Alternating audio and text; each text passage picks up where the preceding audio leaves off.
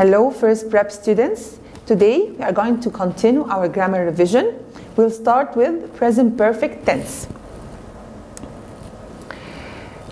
What is the form of the present perfect, or how do we form a sentence in the present perfect tense?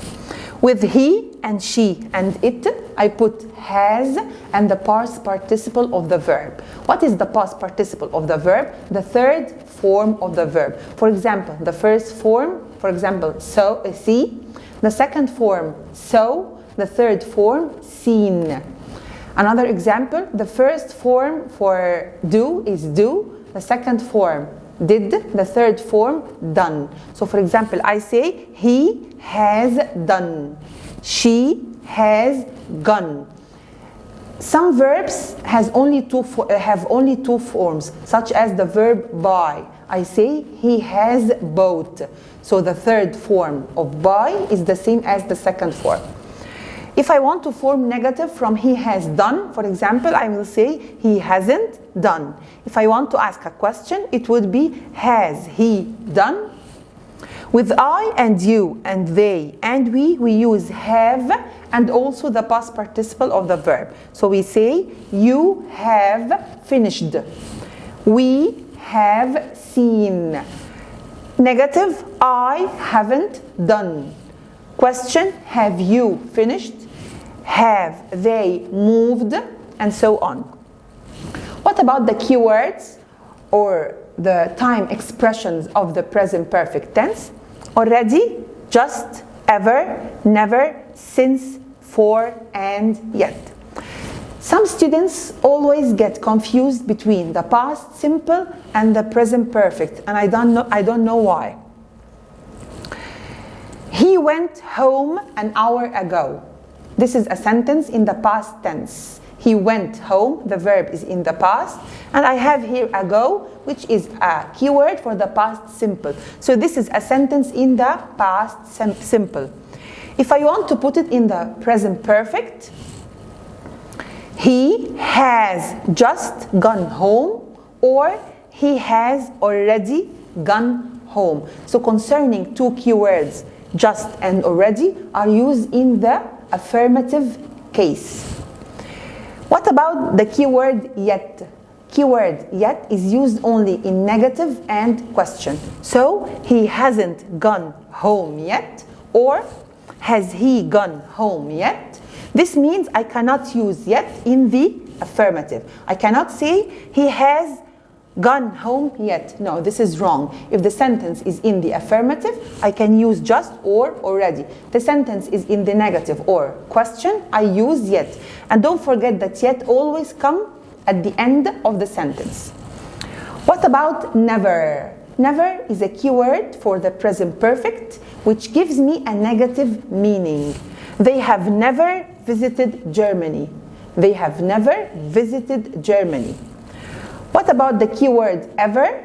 Ever is used only in questions. Ever is used only with present perfect. Ever is used only in questions. Have they ever visited Germany?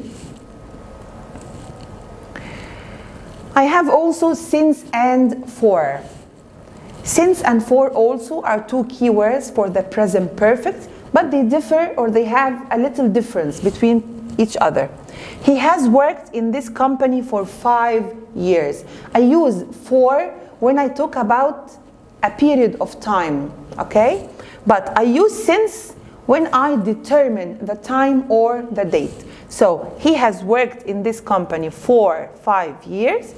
He has worked in this company since 2015. So when I talk an interval of time or a period of time, I use for. But if I want to talk about a definite time, I use since. Now let's move to the difference between has gone and has been. Omar came from Paris last week. Omar came from Paris last week. This means that Omar visited Paris, or Omar has visited Paris and has come back. So instead of the two sentences, I want to say that Omar visited Paris and came back to Cairo. So I will say Omar has been to Paris. when I say Omar has been to Paris, this means that Omar went to visit Paris and came back. So Omar is now in Cairo. But Omar went to Paris last year and he is still there. So he hasn't come back yet. So if Omar is still in Paris and hasn't come back yet, I will say Omar has gone to Paris. So again, the difference between has been and has gone. If I want to talk about someone who visited a place and came back, I will say Omar has been to Paris. This means Omar has visited Paris and came back. But Omar has gone to Paris, this means he went to Paris and hasn't come back yet. Rewrite the following sentences, some examples. He finished his homework a minute ago. I want to use just. When I ask you to use just, this means you will change the sentence or you will change the tense of the sentence. Instead of using past simple, you are going to use present perfect. So he has just finished his homework. And take care that the word just and the word already come between has and the past participle of the verb, or between have and the past participle. It comes in the middle between the helping verb and the main verb. I didn't do my homework. I didn't do my homework. I want here to use the word yet. So instead of the past simple, I'm going to use again present perfect using yet. And as I said before, I use yet whether in the negative or in the question. So, I haven't done my homework yet. Have you done your homework yet? Yes, I have visited London before. Use ever or never. Yes, I have visited London before. I said before that ever is used only in the question. And never gives me a negative meaning. So, I have never visited London. Have you ever visited London?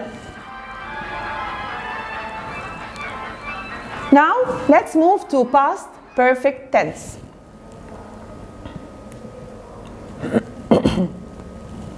What's the form of the past perfect tense? It's a little bit similar to the present perfect, but with all subjects I use had, and also I use the past participle of the verb. For example, he had finished, she had done, they had called.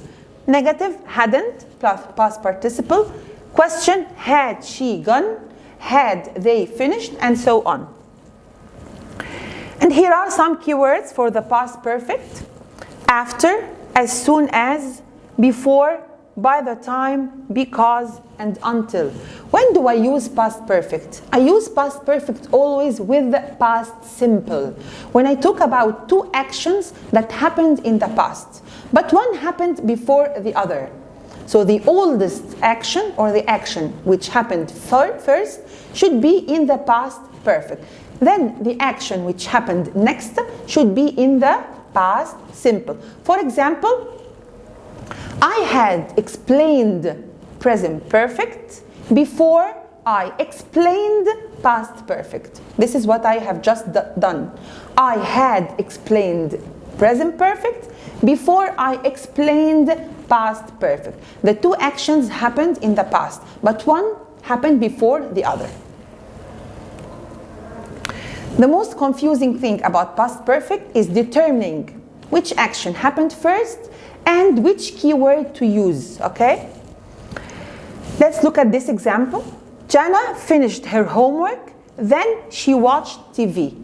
So she did two things in the past. She did two things, but one before the other. So first she finished her homework, then she watched TV.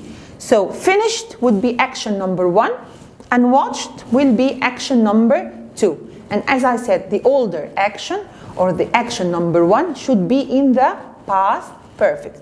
And action, the newer action or action number two should be in the past simple.